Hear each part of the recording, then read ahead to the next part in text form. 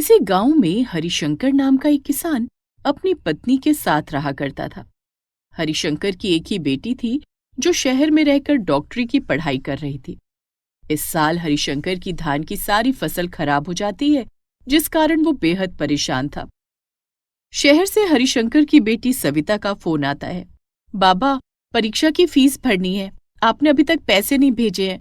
अगर अगले 1 महीने में मैंने फीस नहीं भरी तो मुझे परीक्षा नहीं देने दिया जाएगा, मैं डॉक्टर नहीं बन पाऊंगी। सविता बेटी, इस बार धान की सारी फसल खराब हो गई है, इसीलिए तुझे पैसे नहीं भेज पाया। लेकिन तू चिंता मत कर, 1 महीने पूरे होने से पहले मैं तुझे पैसे भेज दूंगा। तेरी परीक्षा नहीं छूटेगी। ठीक है बाबा।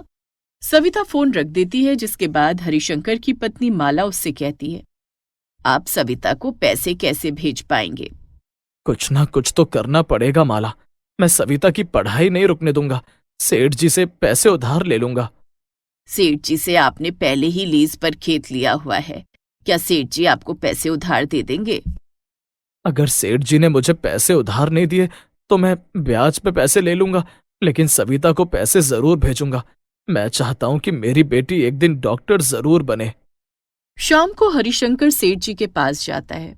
आओ हरिशंकर, कैसे हो? आपकी कृपा है मालिक। मालिक, मुझे कुछ पैसे उधार चाहिए। इस बार धान की फसल खराब हो गई, बेटी को पैसे भेजने हैं। हरिशंकर, मैंने पहले ही तुम्हें अपनी खेत लीज पर दे रखी है, अब पैसे नहीं दूंगा। तुम्हारी फसल खराब हो गई तो इसमें मैं कुछ नहीं कर सकता। हरिशंकर वहां से चला जाता है। अब उसके पास ब्याजी से पैसे उधार लेने के अलावा और कोई रास्ता नहीं था। वो ब्याजी के पास जाता है। भाई, मुझे कुछ पैसे उधार दे दो। कितने पैसे चाहिए? यही कोई 20,000 रुपए। ठीक है, दे दूंगा, लेकिन 20,000 के बदले 25,000 रुपए लूंगा, वो भी अगले महीने। पैसे वापस करने होंगे तुम्हें। ठीक है, मैं अगले महीने पैसे वापस कर दूंगा।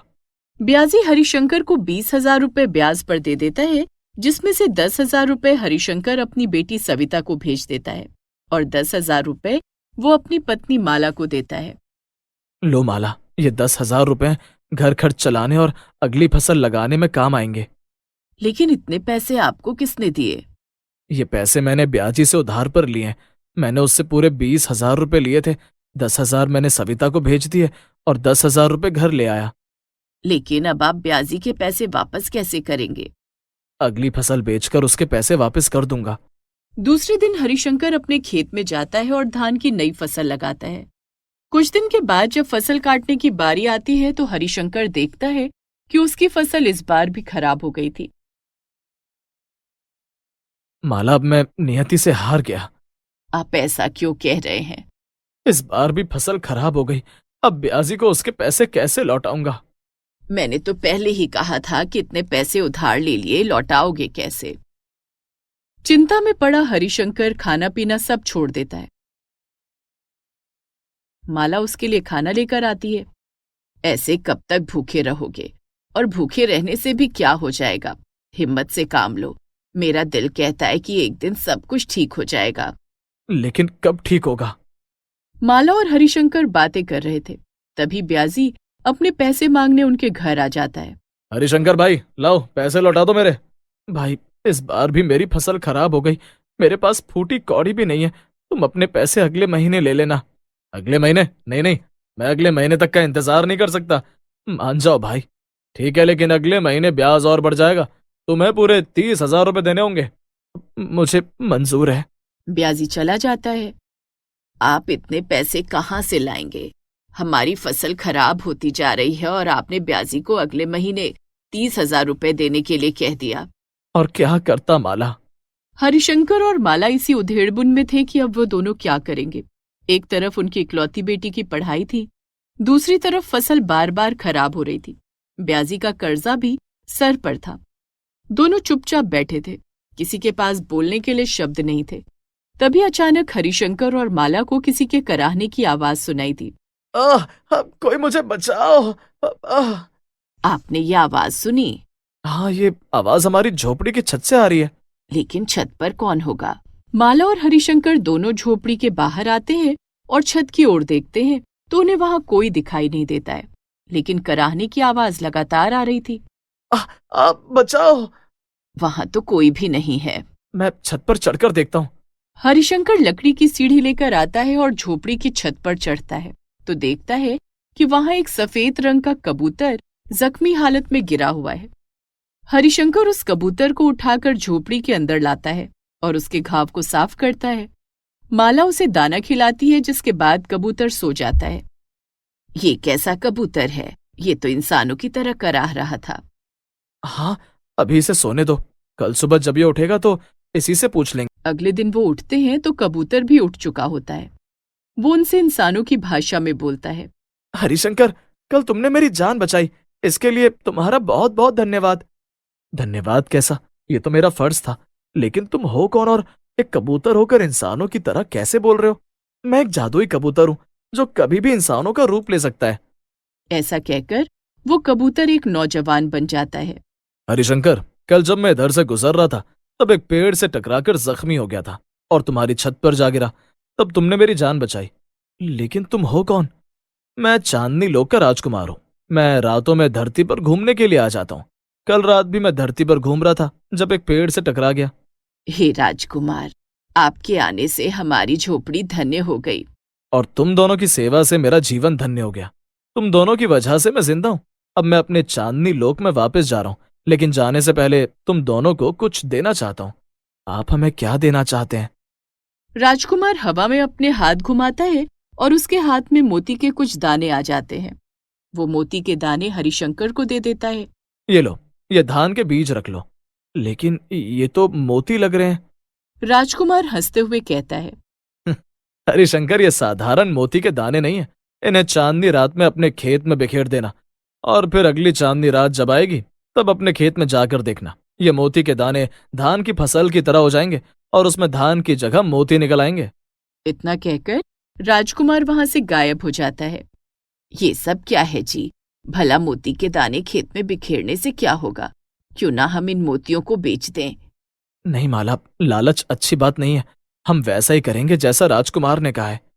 हरिशंकर चांदनी रात होने का इंतजार करता है। कुछ दिनों के बाद जब चांदनी रात होती है तो वो उन मोतियों को अपने खेत में जाकर लगा देता है। उसके बाद अपने घर आकर आराम करने लगता है। कुछ दिनों के बाद जब अगली चांदनी रात आती है तब हरिशंकर अपने खेत में जाता है तो वो देखता है कि उसके खेत में धान की फसल लहलहा रही है और उनमें धान की जगह मोती ही लगे हुए थे। हरिशंकर माला को बुलाने के लिए घर जाता है। माला, माला, जल्दी खेत पर चलो, देखो क्या गजब हो गया है। ऐसा क्या हो गया जी? तुम चलो तो सही। माला हरिशंकर के साथ खेत में जाती है तो वो भी देखकर हैरान रह जाती है। वो देखती है कि धान की फसल में मोती ही मोती लगे हुए थे। ये तो चमत्कार हो गया। ये तो बेशकीमती मोती हैं।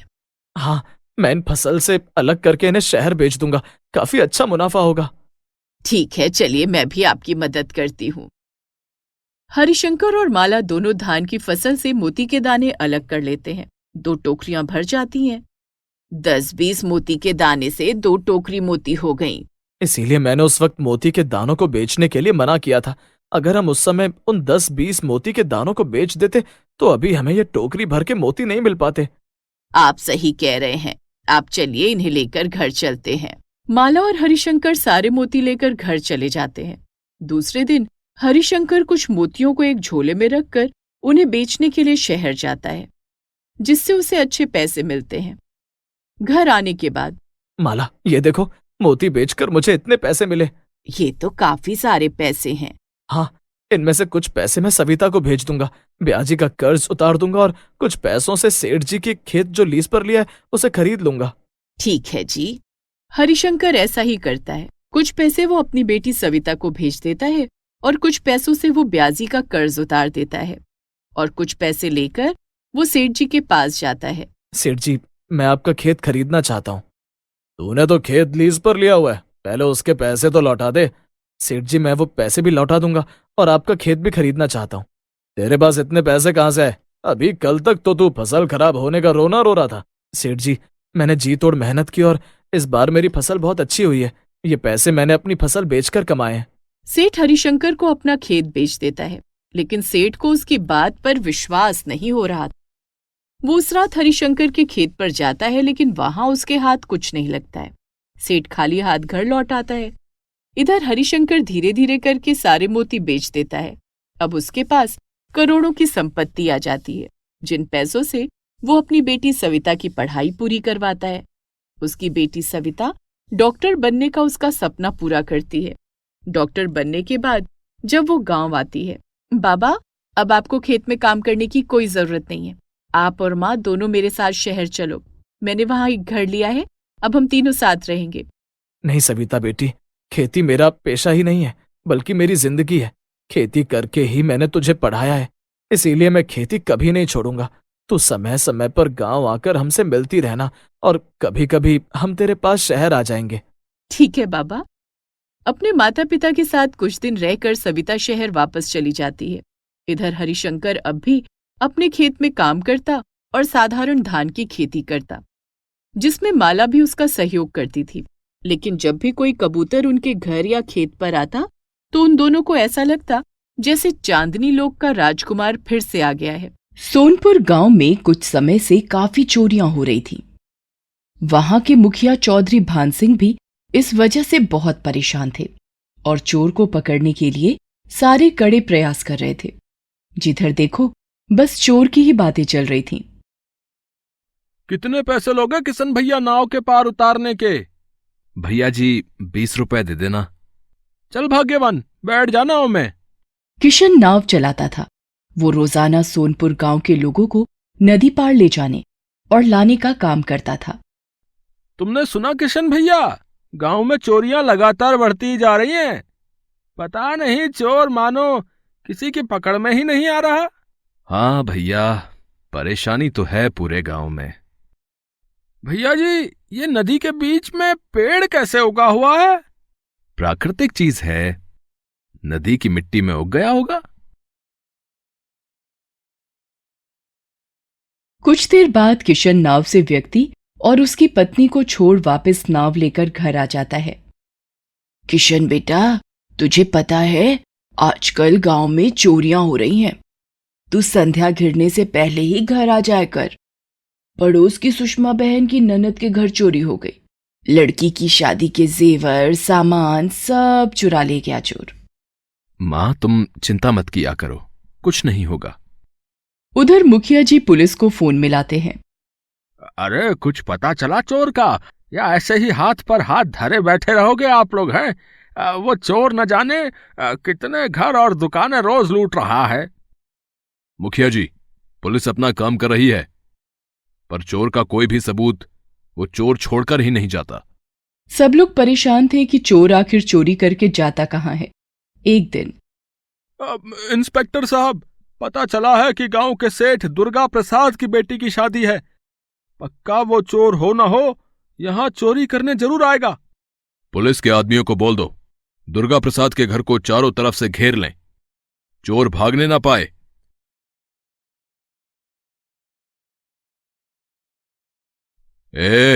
अंदर कहां जा रहे हो? जी वो दुल्हन के लिए गजरे मंगवाए थे, वही देने जा रहा हूं। टोकरी दिखाओ पहले। हाँ ठीक है, गजरे ही हैं, इसे जाने दो अंदर। लड़का सीधा तैयार होती दुल्हन के कमरे में जाता है। इतनी देर लगा दी भैया गजरे लाने में, अब ये माधुरी कहाँ चली गई? गजरे तो लगा देती मेरे बालों में, और तुम गए नहीं अभी तक।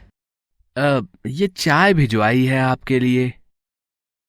लड़का दुल्हन के लहंगे पर चाय गिरा देता है।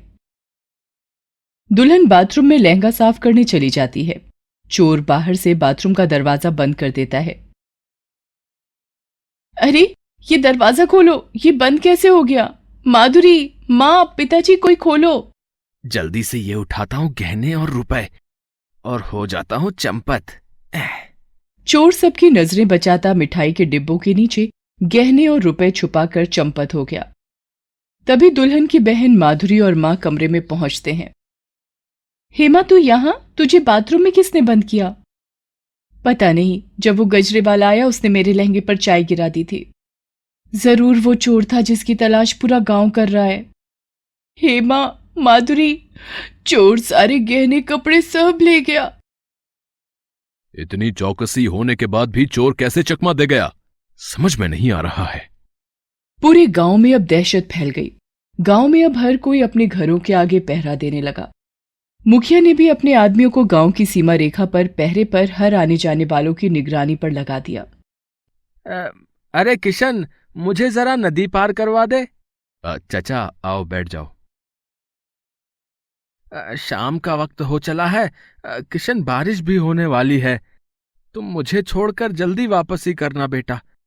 चोर का भी तो आतंक बहुत फैला हुआ है ना। किशन उस व्यक्ति को छोड़कर वापसी जा रहा होता है तभी अरे ये तो बहुत तेज बारिश होने लगी, क्या करूं? नाव थोड़ी जल्दी जल्दी बढ़ाता हूं। ये क्या, ये कहां फंस गई? अरे ये तो वही पेड़ है। नाव इसकी जड़ों में कहीं मिट्टी में फंस गई लगता है। कोशिश करता हूं शायद निकल जाए। बारिश में नाव नदी के पेड़ में फंस गई थी। किशन उसे खींचने की कोशिश कर रहा था तभी ये रुपए इस पेड़ से कैसे निकल रहे हैं? क्या नदी में पैसों का पेड़? ये सब क्या माजरा है?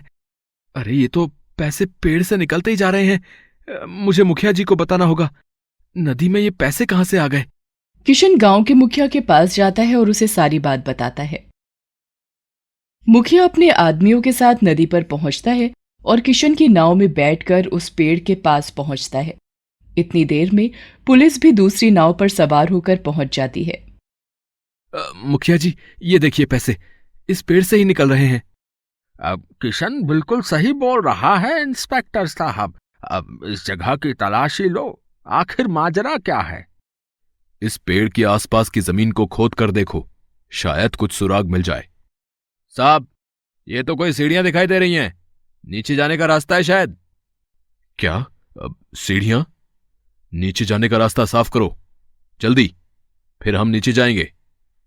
सब लोग सीढ़ियों के रास्ते नीचे जाते हैं और देखकर हैरान हो जाते हैं। हाथ ऊपर। अच्छा तो तू है वो चोर जो पूरे गांव वालों को बेवकूफ बनाकर चुराए पैसे यहां नदी में पेड़ के नीचे इस बनाई हुई जगह में छुपाता था। साहब मुझे माफ कर दो। चोरी करके पूरे गांव वालों की नाक में दम कर रखा था, बोलता है छोड़ दूं? तू तो अब जेल में चक्की पिसेगा बच्चू। अब ये वही रुपए पैसे हैं जो गांव से चोरी हुए थे, और गहने भी हैं। ये देखिए, इस चोर की वजह से कितनी शादियां बर्बाद हो गईं। सभी गांव वाले भी ये सब देखकर दंग रह गए। चोर से बरामद रुपए पैसे और गहने मुखिया ने जिनके घर चोरी हुई सबके वापस कर दिए।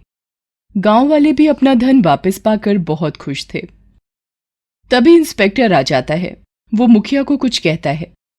गांव वालों, आज मैं बड़े सम्मान के साथ एक बात और आपको बताना चाहता हूं कि चोर को बहादुरी से पकड़वाने के लिए सरकार किशन को 2 लाख रुपए का पुरस्कार प्रदान कर रही है। सभी गांव वाले ये बात सुनकर तालियां बजाने लगते हैं। किशन की मां खुशी से रो पड़ती हैं। मेरा गांव मेरे लिए सब कुछ है। शुक्रिया मुखिया जी मुझे ये सम्मान देने के लिए, और मैं सरकार का भी दिल से शुक्रिया करता हूं। आप सबका दिल से धन्यवाद। किशन की बहादुरी और ईमानदारी के कारण चोर पकड़ा गया और नदी में पैसों के पेड़ का असली राज भी सबके सामने आ गया।